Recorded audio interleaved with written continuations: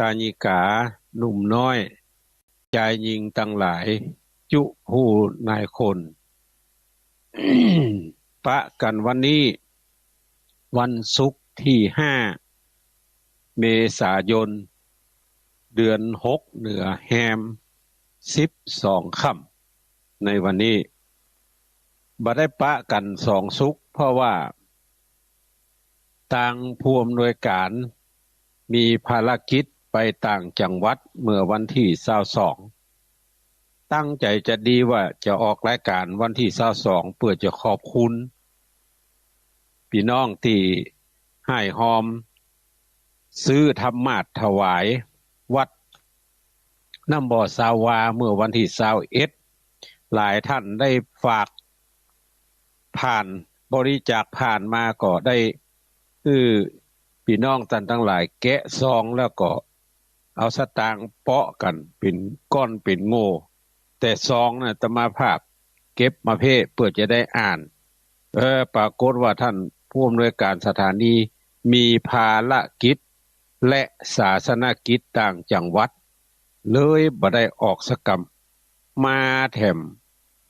ศุกร์หนึ่งคือวันที่29อาตมาภาพซ้ำบ่ได้อยู่วัด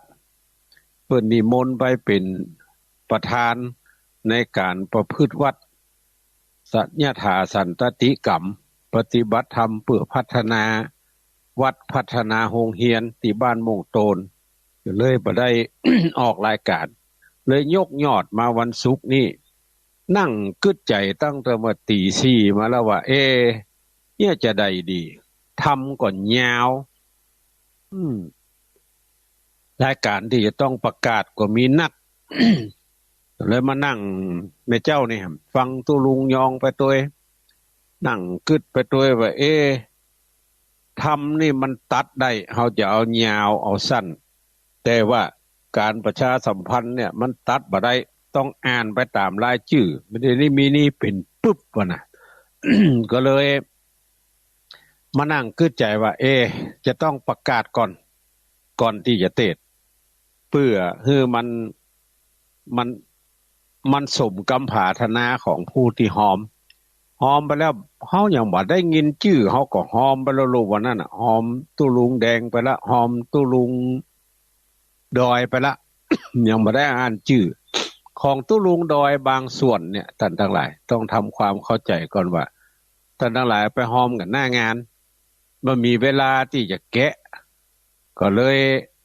มอบหมายให้แม่จงดีแกะได้ต่อได้ก็ตะอะแล้วก็ปักเป็นต้นเอาถวายพระเดชพระคุณหลวงพ่อเจ้าคณะอำเภอเพื่อเป็นการประหยัดเวลาอย่างอื่นในส่วนที่ซองที่มีในมืออาตมาภาพนี่อันนี้ได้ ขอผู้ที่ มีความชำนาญช่วยกันมีแม่รัตนาสังคำฟั่นบ้านโป่งหนองเป็นต้นเป็นประธานพร้อมกับด้วยคณะสุมาเตอะแม่ยังจำบ่ได้ละ วันนั้นก็ยังตักกันอยู่ลืมระยะสั้นช่วยกันเตก็เพิ่นถามว่าซองนี้เนี่ยจะได้ก็เลยบอกว่าซองเนี่ยเอามาก็เดี๋ยวจะเอาไปอ่านให้เพิ่นก็เลยจะเอามาอ่านวันนี้ก่อนอันนี้ที่เพิ่นหอมซื้อธรรมาสหลวงเนอะเฮาได้บุญได้กุศลกันหมดอะแต่ว่าบ่ได้อ่านวันนี้จะเอามาอนุโมทนาให้ท่านทั้งหลายได้ฟังก่อนแล้วเรื่องการเทศน์น้ำเทศน์ธรรมก็เดี๋ยวก้อยมาว่ากันขอเมตตาเวลาครูบาอาจารย์อ่านนี่ก่อนมีเพิ่นเขียนมานี่บ่ฮู้ว่านายบ่ฮู้ว่านางเพิ่นเขียนกระชื่อก็จะอ่านกระชื่อแสงวันจันตะสันติสุข500 บาทแม่ดวงดีโยนิดแถม300 บาทแม่คำดิบกันทะ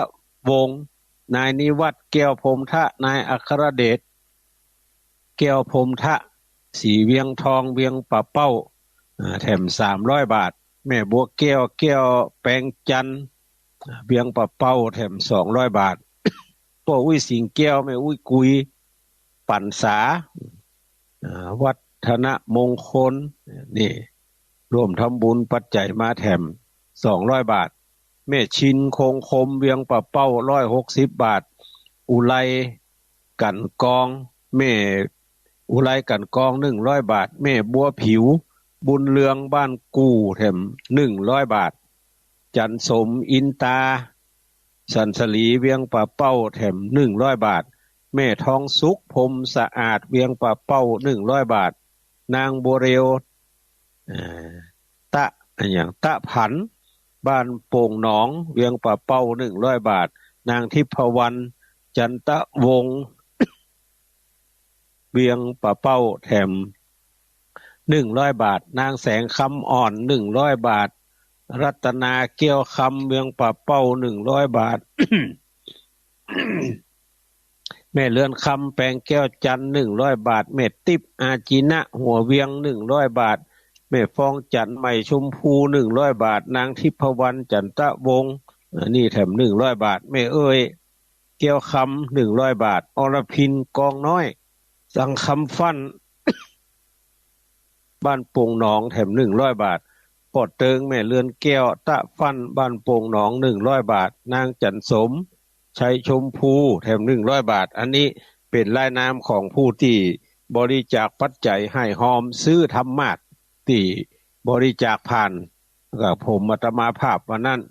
ก็ขออนุโมทนาขอบคุณเนนอกจากนั้นก็ยังมี ผู้ที่ร่วมรับเป็นเจ้าภาพกะน้ำกะไฟของทางวัดแม่ห้องไข่มีร้านสีนวลป่าสวยงามร่วมทำบุญมาแถมจำนวนหนึ่งโดยแม่ปอลีอินสุวรรณ แล้วก็ป่อบุญธรรมแม่รัตนาสั่งคำฟันแม่จันสมมณีจักรแล้วก็มีแม่สายลุงพี่ลุนนายพรนางกองคำธนาคำแม่ติบอาจินะแล้วก็ครอบครัวของปน้อยบุญปั่นสั่งคำฟันแถมส่วนหนึ่งบริจาคมา2 ซองก็อนุโมทนาเนอะในส่วนนี้ก็อนุโมทนา1คือแล้วกำบักกำผาธนาของท่านทั้งหลาย2 ขำใจอยู่เนี่ยบอกว่าเดี๋ยวเขาจะไปอ่านออกอากาศเนอะเพื่อความสบายใจของผู้รับผ่านบริจาคผ่านรับบริจาคผ่านเนี่ยก็เพื่อความสบายใจของผู้บริจาคและผู้ที่รับบริจาคอันมีหลวงพ่อเจ้าคณะอำเภอ ฝางเป็นต้นเป็นประธานก็อนุโมทนาในเนื้อหาสาระของพระธรรมเทศนา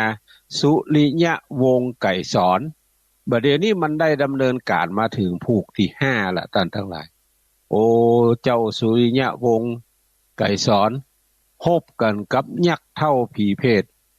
โอ้ฮบกันไปฮบกันมาเนี่ยใดก็ตึง2 ฝ่ายต่างคนต่างเก่งบ่มีไผเพียงพำบ่มีไผได้รับบาดเจ็บแต่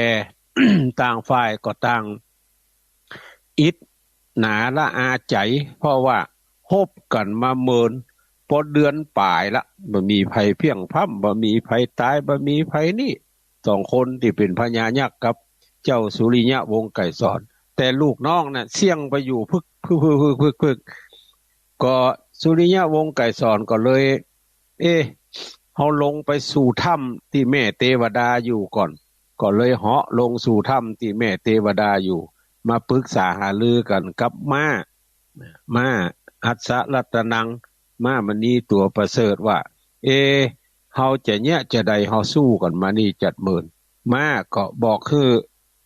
เจ้าสุริยะวงศ์ไก่สอนว่า จะต้องทำอย่างอี้เฮือตัดขึ้นตัดหัวมันเหาะขึ้นไปตัดหัวมันแล้วเขาจะเอาสุมาเถอะจะเอาตีนหลังเนี่ยดีดหัวมันไปไกลๆแล้วก็เจ้าก็เนี่ยได้ก็ได้เอาตัวมันไปไกลๆอู้จากันส่วนเนื้อหาสาระของพระธรรมเทศนาสุริยะวงศ์ไก่สอนผูกท่วน5จะเป็นเชื้อใดก็ขออาราธนาและเชิญชวนเฮาท่านทั้งหลายได้สดับรับฟังเนื้อหาสาระของพระธรรมเทศนาเป็นทำนองร้อยแก้วสืบไปตามสมควรแก่เวลา นะโมตัสสะภะคะวะโตอะระหะโต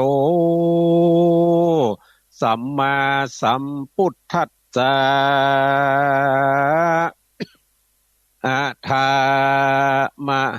สัตโตส่วนอันว่ามหาสัตเจ้าคือพระหนอเนาสุริยะวงศาก็วาดยิงยังธนูติบเตบใส่ยักษ์เท่าผีเพศทันทีคุณมันมีบทตายส่วนองค์ใจอันยังอยู่ไปบนอากาศทันหมู่ยักษ์หยาดยายนี้ เจ้าก็เหาะลงกีรีทำใหญ่อันแม่ไทยเทวดาหักษาเจ้าก็มาสงกาญาเกตเก่าอาบน้ำวิเศษเล่ากันทา อันไหลมาแต่ลิ้นแก้วกับโลกหากเป็นที่บัวละโพกแต่เดิมมาก็มีวันนั้นแดผู้นาติวาเสในวันนูนลุงเจ้าพระนอนเอาสุริยะวงศา อันเจียนจากกับมาแก้วเสียงเจ้าเจ้ากำวานว่าดูลามาแก้วกันทักอันว่าสองเล่าลาปออีดอ่อนลบกับยักษ์บ่ผ่อนสักวันก็เป็นอันนานสลัมนับแต่พร่ำปอเดือนไป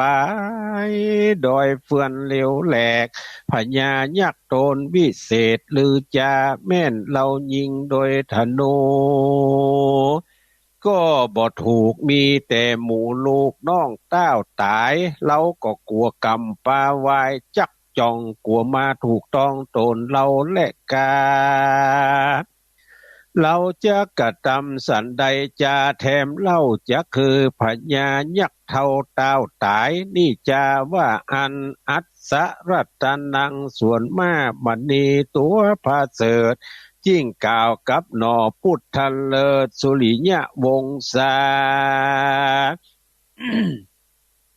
ว่าวันนี้เราลาจักไปอยู่ในเกียวกูปัปปัตตาอันเป็นสันทากวางเขตอันเป็นประเทศติสัพปัญโย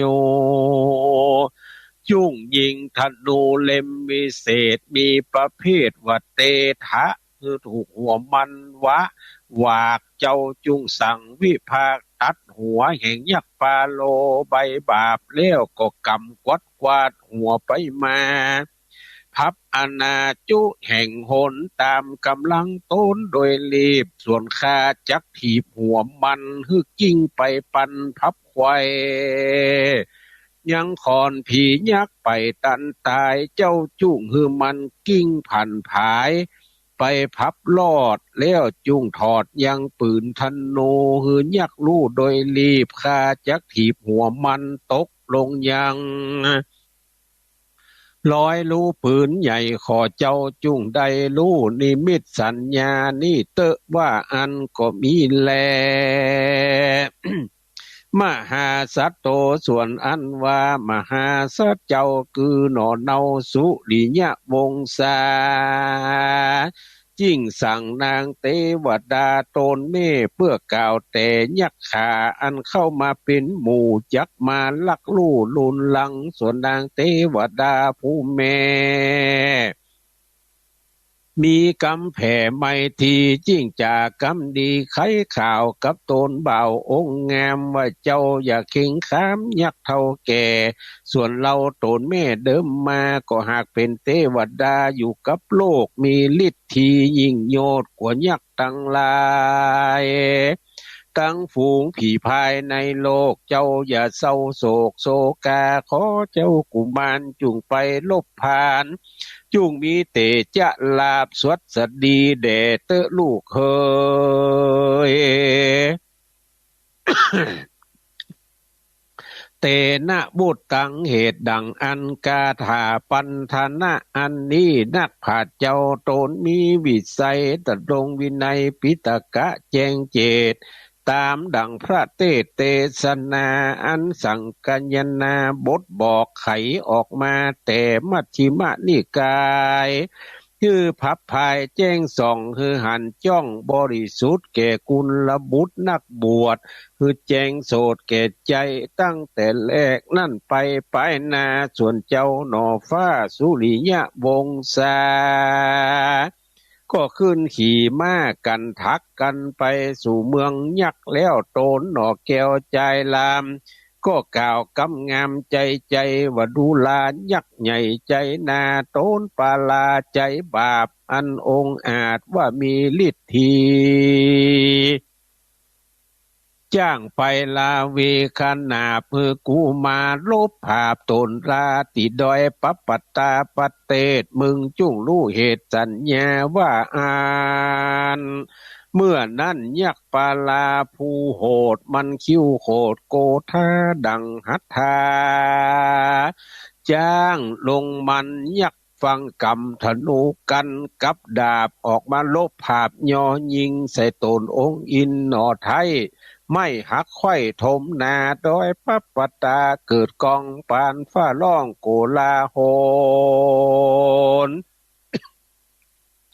มืดมัวบนแก้มฝุ่นแตกมะมุ่นเป็นพงฟูงเทวดาอยู่ด้อยดงปอตื่นฝูงสัตว์ไล่ลื่นเสือมี เพื่อกลัวฤทธิอำนาจแห่งสองเต้าลาดลบกันก็มีวันนั่นแหละนะมหาสัตโตส่วนสุริยะวงศาเจ้าก็ฟังฟ้าวรีบไปกำเอาหัวยักษ์จังไรกวัดแกว่งพับตู้แข่งไปมาพับอรัญญาละลาดส่วนมามณีกากันทักก็รีบเล่นลักเอาตีนถีบหัวยักษ์รีบขาดไปขอนผีตายพายกิ่งเกือกส่วนหัวยักษ์เสือกเซิงลงรูมากกันทักกักดูใจรีบก็เอาตีนถีบก้อนหินพาแผ่นดินนาทมใส่ตัวพญายักษ์ใหญ่ก็ถึงตายมรณาถวำวายเปื่อหัวมันขาดยักษ์ขลาดปาโลก็เอามือสวามหาหัวมันจักมาต่อก็บอดใดปู่ผีไล่ก็ลวดตายไปก็มีวันนั้นแล ตะตาในการะยามนั่นส่วนอันว่าเสนายักษ์เป็นหมู่เขาดูหากดูเปิงกลัวมียักษ์โหโนเป็นแก่นปากันลูกเล่นสุยทรายพ่องก็หยุดยังยายเป็นหมู่พ่องสูบซาปูเจียนจา เขาแต่งปันนาถวายฝากวางหอกดาบและธนูตั้งปืนไฟระบูสินาถเข้าไปนกขาบนมัสการเพื่อขอองค์คารได้พายโพธได้ลาโลดโตดโตสากับเจ้าสุริยะวงศาตนพาเสดตนมีเตจะเลิศเจียงคานพร้อมกันยกเมืองนันทพานทุกสิ่งแก่เจ้าจอมมิ่งสุริยะวงศ์ก็มีหั่นแหละนามหาสัตโตส่วนอันว่ามหาสัตเจ้าคือพระหนอเนาสุริยะวงศาดูว่าพญายักษ์ตายแล้วตนแก้วจิ้งถามหากับเสนาหลวงลายอันเข้ามาถวายของฝากว่ายังมีผู้ใดหากเป็นลูกหลานแห่งยักษ์ผีมารโตนใหญ่นั่นจะเมื่อนั่นเสนายักษ์ผู้ใหญ่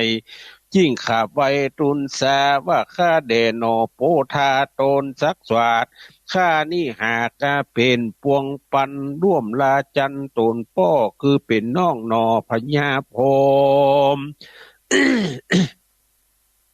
ผู้อันตายไปนั่นแลส่วนสมบัติบ้านเมืองทั้งหลายก็ถึงว้ำไว้สูญหายขอ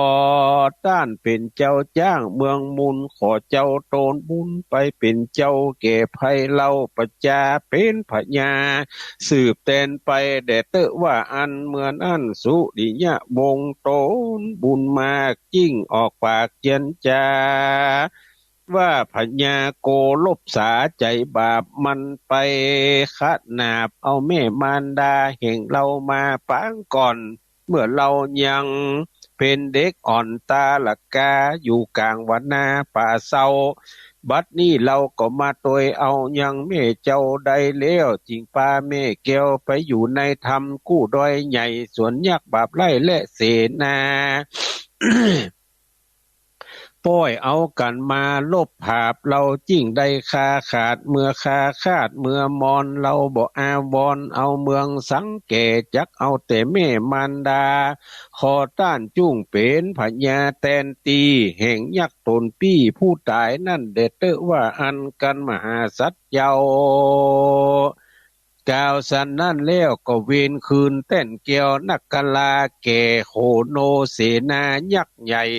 แล้วก็สอนไพรโยธาคือตั้งอยู่ในศีลาบอกขาดอย่าได้ประมาทลาซาแล้วก็คือเสนามวลมากคือเลิกซากทงสการ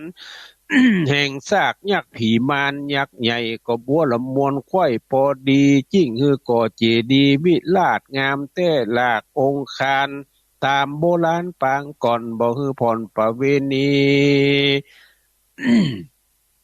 เอกะที่ว่าสั่งยังมีในวันลูนนั่นเล่ามหาสัจเจ้าสุริยะวงศาก็เว้นคืนยังรัฐาโค้งเขตมอบอับเมียดแก่ศีลแล้วองค์ศรัทธาผ่านเผา ก็อยู่เฝ้าเมืองยักขาจักกันนาใครบอกคือเจ้าออกมาจากเจ้าตาภาษามาต้วยหามารดาตนแม่มาลบยักแก่เท่าตายเวีนคืนสมบัติตั้งหลายจุสิ่งหมายเมียดจิ้งบัวละมวนสมควรจักพบจวบได้5 ขวบเป็นปี ปลาย5 เดือนมีเป็นแก่นจริงเมียนแห่งสงครามก็มีแลส่วนเจ้าสุริยะวงศาน้อยบ่าวกับแม่เจ้าเมฆบดีอันอยู่ในกีรีเมืองยักษ์ใหญ่เจ้าก็จำกับพญาจากับพญาไมโคโน อันปัดปัวจุแห่งว่าเจ้าจุ้งแต่งเสนาลิพลโยธามวลมากคือไปเพียวถากยังมักกาแล้วประดับประดาคืองามจัดเพียวถางทุกสลอกเราจักย้ายออกคืนเมืองสู่ผู้ดีเลืองปัญจลาเพื่อส่งพระมารดาโตนแม่คือสุขแต่สดสดีบ่คือมีนามและขวาคือเป็นคู่รู้หากเป็นนักส่วนโขโนยักษ์ผู้ฉลาดก็รับอาจญาตามมีมันจริงบังคับเสนาบดีผู้ใหญ่อันแต่งไว้ต่างตาคือไปจัดแต่งมกาเลี้ยงลาบผูกกล้วยอ้อยหยาดยายต่างโภชนาอาหารดาตกแต่งคือมีตุกแข่งศาลาตามมกานะเส้นแผ่นทลาบถึงแว่นแคว้นเมืองปัญจลานกรก็มีแลพิว่าจักกันนานับถี่นับจากที่เมืองนันตะพรานดูเมินนานบ่อยู่ต่อเต้าเข้าสู่เมืองปัญจลนกรตามต่างนอนละลื่นได้240,000กันนากันยักขาตั้งลายแต่งเลี้ยวผัดดับเพียวหุนตางเขาก็นี้ละมีดหอกวางและภาษาที่แก่นางลาดมันดางามปอตาปูนพอ ตั้งน้อยหนอเมฆวดี อันเป็นเตวีแห่งพญากุศลาดกับตังนางเจ้าจอมนาถสุริกับตังเจ้าจอมนาถสุริยะวงศายักษ์ประดับประดาจุสิงก็เถิงกาละยิ่งยามดีเขาก่ออันเจิญสองสลีองค์อาจขึ้นสู่ภาศาสหอแสงยักษ์ลิทีแรงแต่งแล้วก็ยกเอาภาศาสแก้วไปดีดุดิยะดนทีแทนเหตุจองลูกเจ้า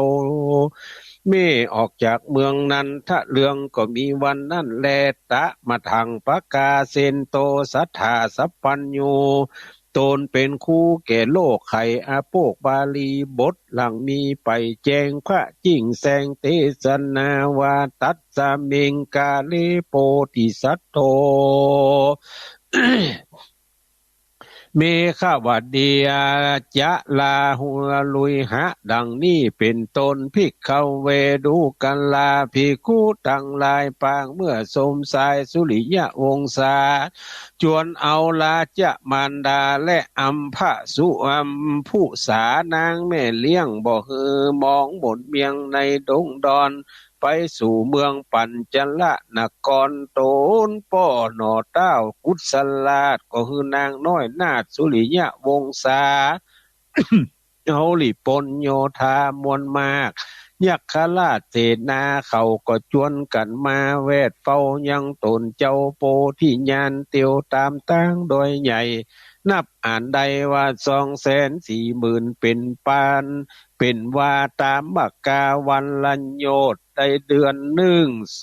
ดเป็นตลาก็มาใกล้เมืองลอดเมืองปัญจลานครส่วนเจ้าสุริยวงศ์ไกรสอนก็ตั้งทัพจอดใกล้เมืองปัญจละนครเป็นประมาณ3,000 วาเป็นขนาดฝูงยักษ์ขลาดยักษ์ขาก็มาแปลงยังกำแพงอันมั่นแก่นฝูงยักษ์แต่งบัวละมวนกาละกวนเลนมวนมหรสพส่วนปูจาหมู่ยักษ์ขาทรงเสพเฝ้าคืนคำเจ้านันเนืองหลายคืนวันสนันกองนั้นตัวห้องเมืองปัญจละนครก็มีแลโซลาจาส่วนอันว่าพญากุศลาตนเป็นเต้าผาบลำเปิงใน ว่าเสกเมืองใดบ่รู้มีลวงลายเป็นหมู่ลือเขาจักมารู้จริงเมืองแห่งกูตลาว่าอันกันพญาลำเปิงดังนั้นแล้วตนเกียวก็จุ่มนุมมายังเสนาอามาตย์มาสู่ห้องลาดวังหลวงส่วนเจ้าสุริยวงศาก็ใจเสนาผู้ฉลาดเธอไปนบขาปาตายังพญาเจ้าตนป้อเฮอได้ลูกว่าหนอสุริยวงศาอันเป็นพุทธาลูกเต่ากับตังหนอเนาเมฆวดีอันเป็นเทวีโตนแม่ได้มาแวย่างกลางต่างบ่ใจข้าศึกต่างเมืองอื่นขอพ่อเจ้าอย่าได้ตื่นตกใจกลัวบ่ใจสัทธาโลมาถูกต้องนะ หากว่าเป็นห้องมาหมู่คาเป็นลูกและเตวีแห่งองค์บดีเป็นเจ้าเพื่อจักเข้ามาไว้ปาตาแห่งขญาพระบาทจักอนุญาตวางปันและลือว่าอันเมื่อนั่นเสนาก็เอาข่าวสาร ไปเฝ้ายังองค์การตนป้อกรมเก่าต่อปาตาไว้พระราชาเจ้าว่าพันเตฆาแด่พญาเป็นเจ้ายังมีสุขเที่ยงเต้าตีคายังมีพญามาถูกต้องเหมือนดังคาลูกอยู่ยังเมืองและลือว่าอันตะตาในกาละยามนั้นพญาโตนเป็นปอจิงตานต่อบุตรตาว่าดูกะลาลูกลักแห่งปอลูกน้อยหน่อใส่ใจความสุขอันใดหน่อยหนึ่งก็บ่มีสักหยาดตั้งเสนาและอมาตย์โยธาตั้งฝูงปัจจานันลาดฝูงน้อยลาดเจ้าเมืองเขาก็มีกำเครื่องโศกไม่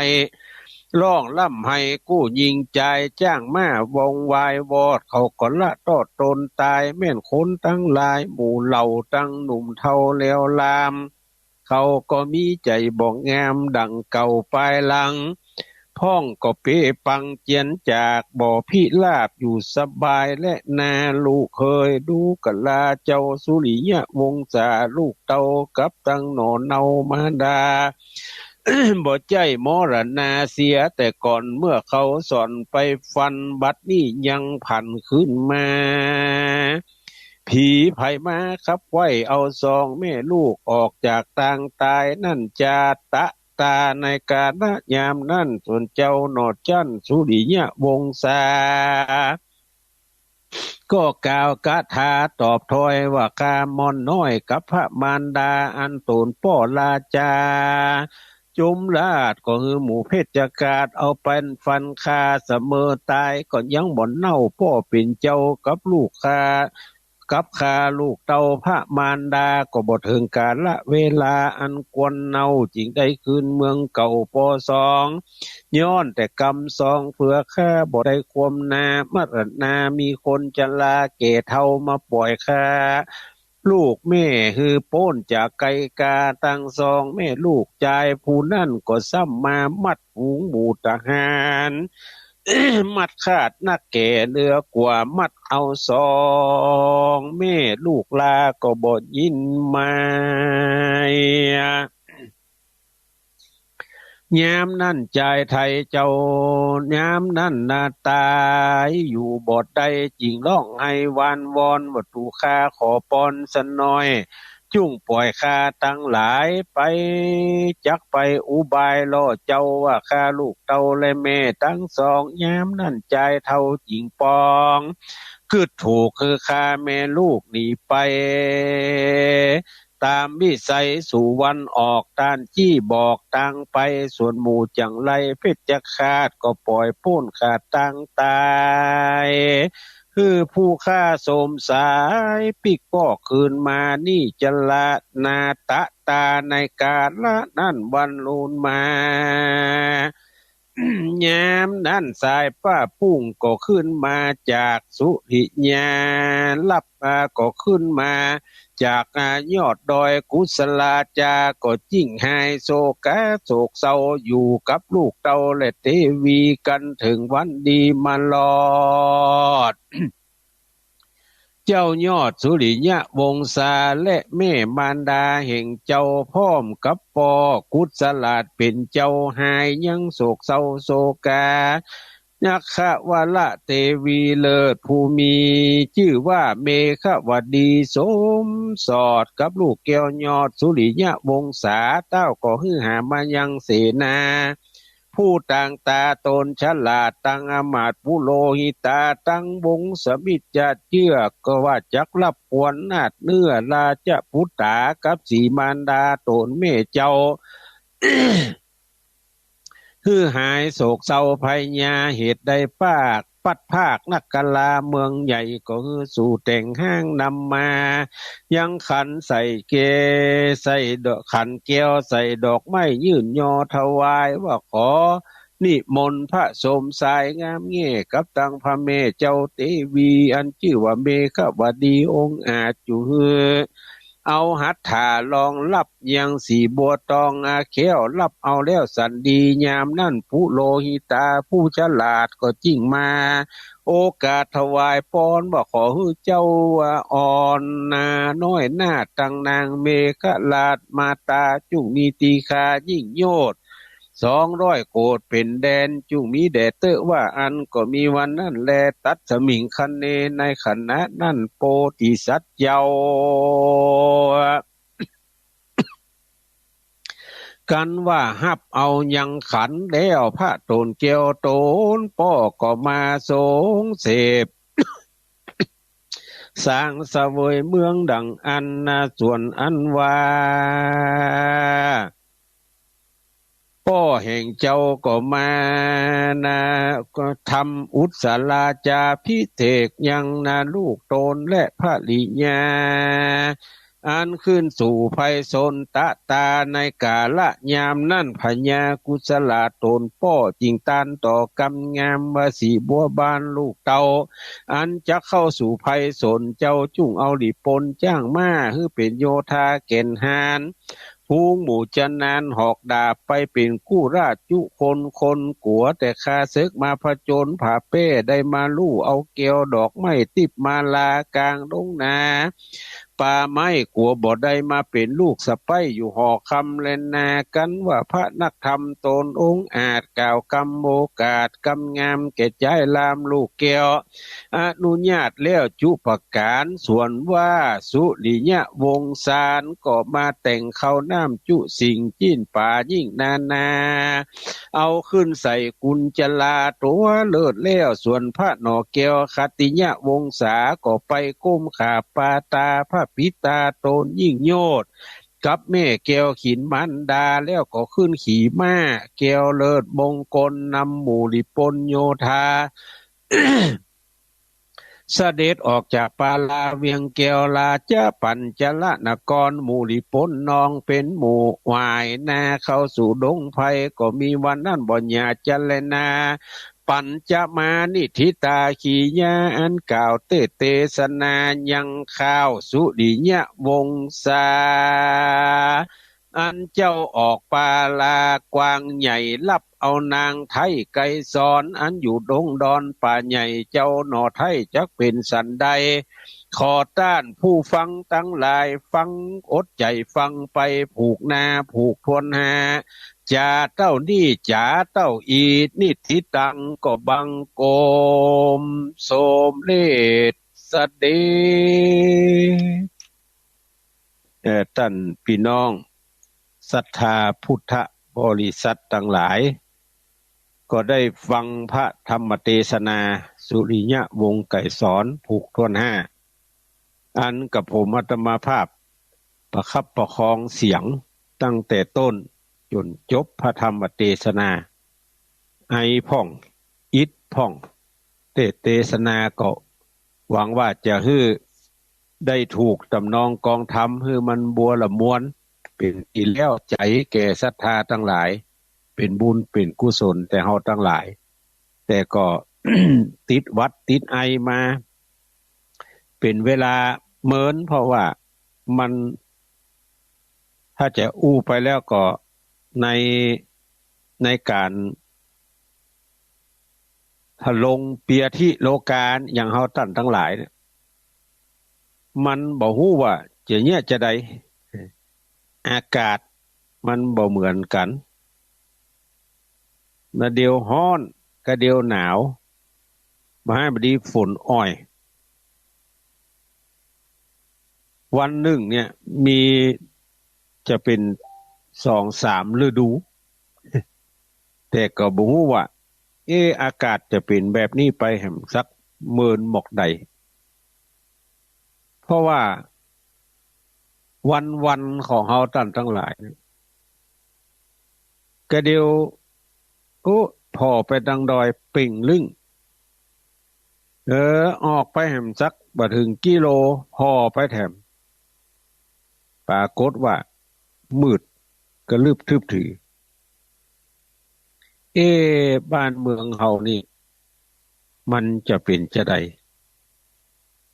ก็มันก็จะเป็นไปอย่างเอี้ยท่านทั้งหลายเป็นไปตามธรรมชาติของมันหมอกควันทั้งหลายนี่มันบ่ได้เกิดแต่การเผาใบไม้ขี้เหยื่อขี้โกงอยู่ตามแพะตามป่าอย่างเดียวมันมาจากทางอื่นท่านทั้งหลายอายุ50-60ลองกึดย้อนหลังไปว่าเมื่อ50 ปีที่ผ่านมาเนี่ยเฮาท่านทั้งหลายจะหันว่าไฟเนี่ยไหม้ขี้เหยื่อบนดอยปัทโธธัมโมสังโฆเถอะเป็นเส้นเป็นสายเวลาเฮาไปอยู่ต้งกับพ่อกับแม่นะในเดือน4เดือน5น่ะ ไม่เหตุแต่เนอไม่นักกว่านี้ก่อนทั้งใดก็ไม่ต่อมาแถมจนถึง5 ปีย้อนหลังไปนี่เปิ้นประกาศคืองดเผาในช่วงเดือนเมษาสุดเดือนมันยังเอาบ่อยู่ประกาศเพิ่มเดือนมีนาแถมสุดเดือนก็ยังเอาบ่อยู่เพิ่มเดือนกุมภาแถมสุดเดือนก็ยังเก่า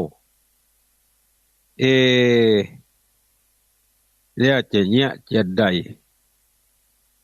ปีนี้เพิ่นประกาศตั้งแต่วันที่1ว่าบ่ฮื้อเผาเนอะบ่ฮื้อเผาไผเผาแล้วก็จะต้องได้รับผลของการเผาออกเป็นตัวบทกฎหมายออกเป็นประกาศมามันก็ยังเก่าอยู่นี่แสดงให้เห็นว่าบัดได้เกิดแต่การเผาใบไม้ขี้เหยื่อ ในที่บนดอยบนป่าจะเดียวจะได้อย่างเดียวมันเกิดมาแต่อันอื่นด้วยอันอื่นมีอย่างพ้องรถลาควนไฟการเอ่อหุงหาอาหารการอย่างอื่นอันนี้มันเขาคิดว่าแต่ก่อนนี้มันหม้อข้าวต่อไฟนี่ดังหลัวหมดยังมีหมอกควันปุ่นอีแต่ละหลังคานั่นแจ้งว่าแจ้งเนี่ยควันห่มหลังคาจุ้งจุ้งจุ้งประเดี๋ยวนี้แก๊สทางนั้น มันมีควันออกจากหลังคาใด มันก็ยังมีหมอกควันนักอยู่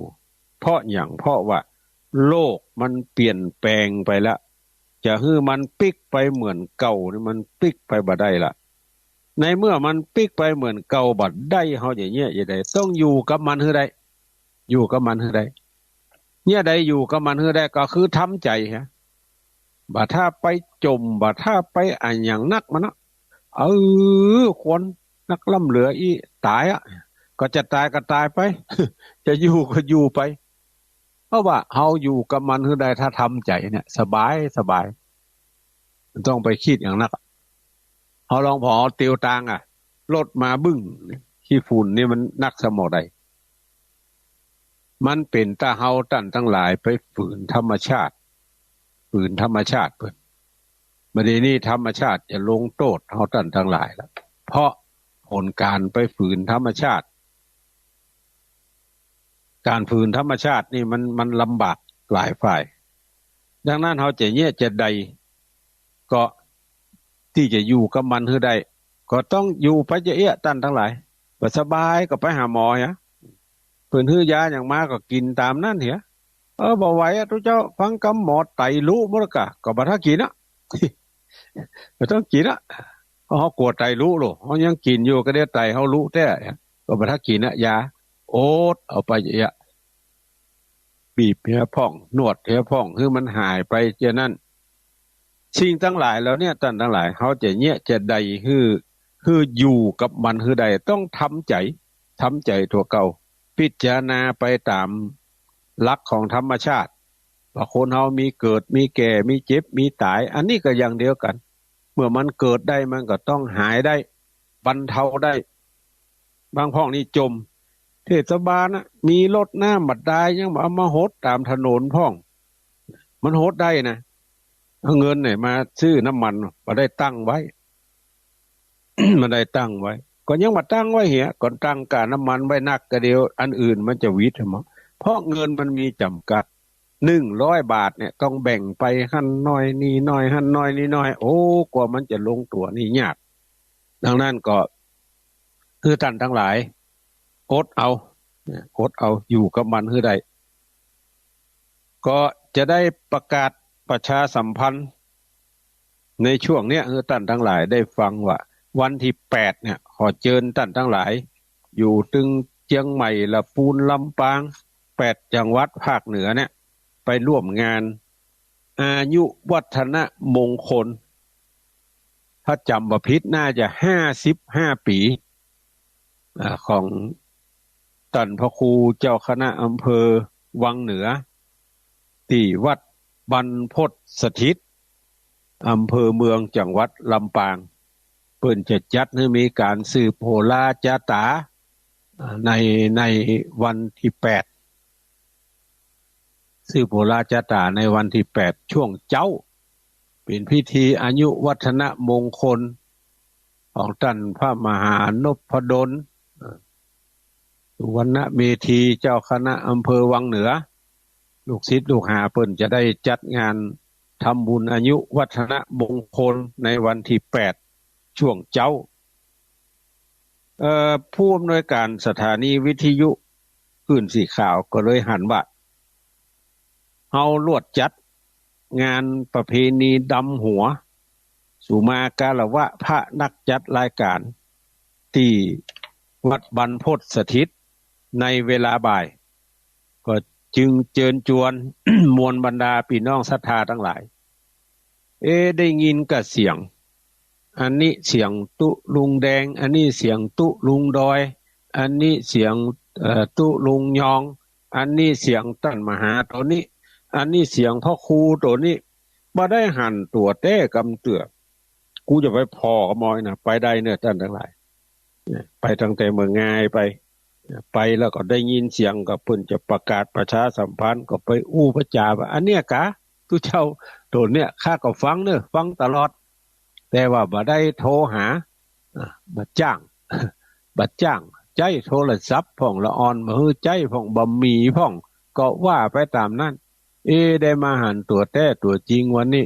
เป็นคนจะอี้กะข้าก็นึกว่าปุ้มปุกลุกเป็นว่าสูงเกิ้งเดิงกังดังกะจะได้ฮู้ได้หันว่าทุเจ้าตนใดเป็นอันใดดังนั้นก็เชิญชวนท่านทั้งหลายเนอะไปร่วมงานวันที่8เมษายนเนี่ยแล้วก็ วันนี้กินข้าวงายแล้วพี่น้องศรัทธาบ้านปะปานตำบลเทพเสด็จบัดติดภารกิจอย่างก็ไปนั่งปรึกษาหารือประชุมกันกำเนอหลังเลิกประชุมแล้วก็จะได้พัฒนาวัดวาอารามคือหมดใส่ไว้ยะก่อนปีใหม่นี้แล้วก็วันที่7พี่น้องปังปะก้วย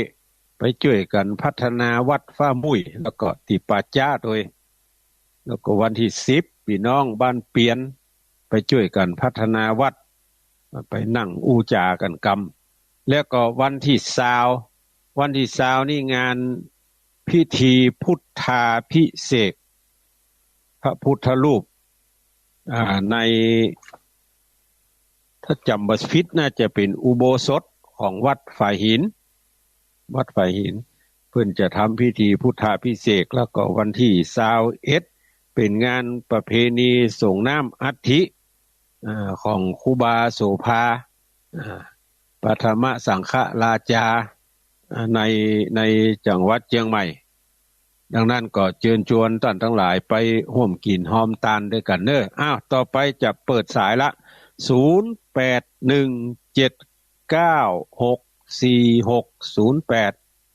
0817964608ใครจะโทรมาอู้จาก็เชิญเด้อมาละ2105เจริญพรฮัลโหลเจริญพรเสียงขัดหายเด้อ ฟังจากวันที่ที่ไหน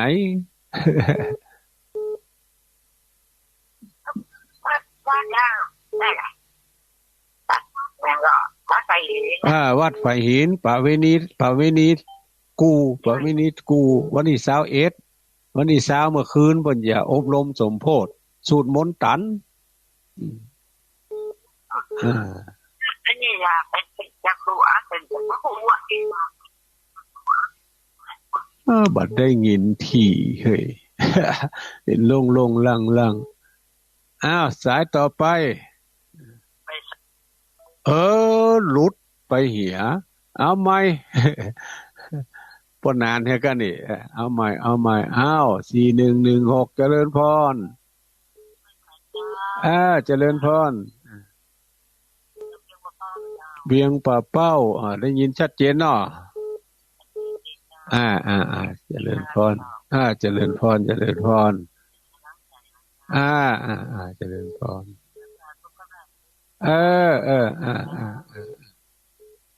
สายต่อไปภาษาครับทุลุเจริญพรตัดเห็นเนี่ยครับเนี่ยโอ้ที่สูงได้เห็นเนี่ยมันกับมันทุกคันเขาจอดม้ออย่างฟังไงครับเสียท่าเสียงโลเลเดี๋ยวเนี่ยวัดเป็นไอสุขภาพบ่ใครพอดีนั่นน่ะยินดีเนอะยินดีเนอะ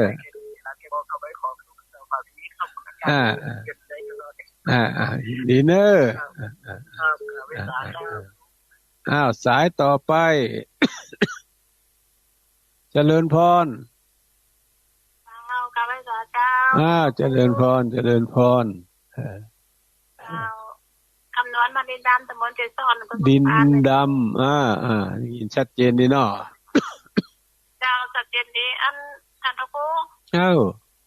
อันถ้าว่าเขาจะไปนี่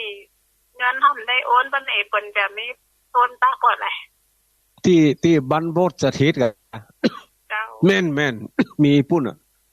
ถ้าว่าเขาจะหอมโดยเพิ่นก็หอมมันหรือว่ายังปีก่อนๆมาเนี่ยเพิ่นจะจัดก๋วยจัดซ่าไว้เนาะแล้วก็เขียนชื่อติดอันนี้ตุลุงนี่อันนี้ตุลุงนี่อันนี้ตุลุงนี่เฮาก็ไปเอาสตางค์ไปใส่ตามนั้นก็ได้มีครัวมีกล้วยมีอ้อยมี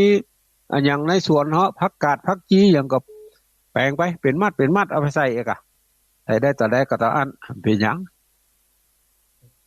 ถ้าว่าเฮาได้จะอันนี้เป็นกับมีต้นแหละมีอยู่มีต้นอยู่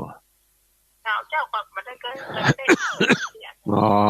เพื่อก็มีต้นอยู่เฮาก็ปักไปตามนั้นอันนี้ตู้เจ้าตัวนี้บ่นี่ตู้เจ้าตัวนี้บ่เฮาก็ปักไปตามนั้นได้อยู่เจริญพรเจริญพรสายต่อไปอันนี้อูจ่าถึงไปวัดบรรพตสถิตเนี่ยท่านทั้งหลายบรรพตสถิตเพิ่นก็อาจจะมีต้นอยู่4740เจริญพรบริษัทครับโอ้เย็นก่อนจังให้เย็นกับหมดเจ้าเป็นวัดถึงไอ้ขอได้เอากว้างหรือขนาดนักเฮ้ยห้อนเย็นนี่นะนัดอยู่ยังได้ก็ได้มันนึงบักใครฟังเฮ้ย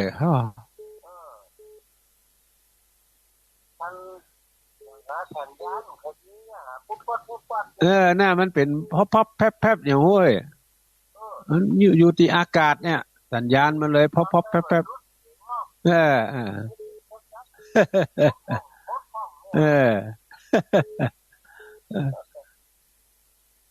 ถึงนักแกอ่ะวัดไอนี่สุกหน้านี่ก็ลังว่าเข้าที่เข้าตังเจริญพรสายต่อไปเข้ามาแถมไม่เนอะกี่บัตรตันฮับสักกำ7767เจริญพรเจริญพรอุโมงค์ละปูนมันถ้าถามว่าฮ้อนก่อนมันถึงขนาดนักเหมือนมดวัดไอนี่ไม่มีเรื่องสายอะไรไอโหที่นี่ฮ้อนแล้วยังมีอยู่มันถึงขนาดนักไอ้เรื่องไอนะมันพวกกลัวมันจะหายในเดือนปลายว่าวัดไอไปเดียวบอกว่าน้ำดำก็ได้ไอยังเป็นแม่ก็ได้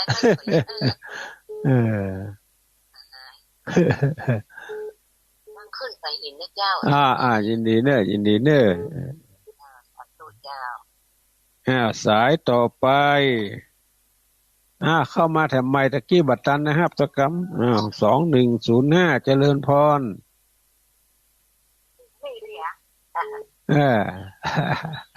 แล้วว่า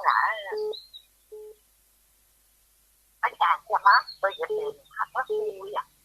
อาจารย์สมัคร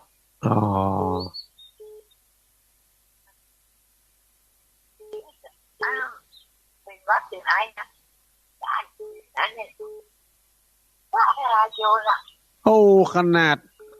เขาเนี่ยอดขมใช่ไหมนะอมเป็นเม็ดยังวัดตาทั้งหมดเอามาอยู่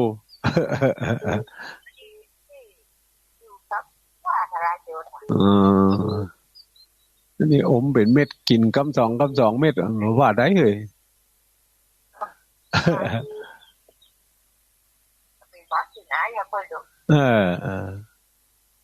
เดี๋ยวมันคิดว่ามันเสี่ยงเปิดห้องอย่างคนเท่าเก่าเสี่ยงปิดมันก็เดี้ยไอ้กะยินดีเนอะสายต่อไปข้างแหม2-3 นาทีตอนนี้54กับ54นาทีกับ 12 วินาทีละใจเวลาของทางสถานีมาอ้าวไปจะโทรเข้ามาโทรเนอร์0817964608 0817964608มามาจากันว่าฟังจากทางใดอย่างใดพ้องก็เชิญชวนเนอะพี่น้องศรัทธาท่านทั้งหลายตามที่ประกาศโฆษณาประชาสัมพันธ์เมื่อกี้ไผว่างที่ไหนก็ไปหั่นอ้าว9134เจริญพรเจ้าเจริญพรจากทางใดหาฟังจากทางใดห้วยบ่อทองแม่ป้ออ่ะ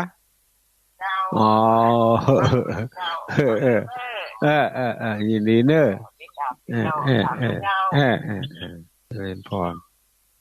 ใจเวลาของตังสถานีมาก็ขาดคิดว่าครบถ้วนกระบวนการปั่นเวลาให้ท่านอื่นเพื่อจะได้ดำเนินการตังสถานีวิทยุที่ได้รับมอบหมายต่อไปแถมก็ขอนำรายการนี้จากท่านทั้งหลายไปก่อนขอความผาสุกในธรรมจงมีแก่ท่านทั้งหลายจัตตาโลธรรมาวัฏันติอายุวันโนสุขังปะลัง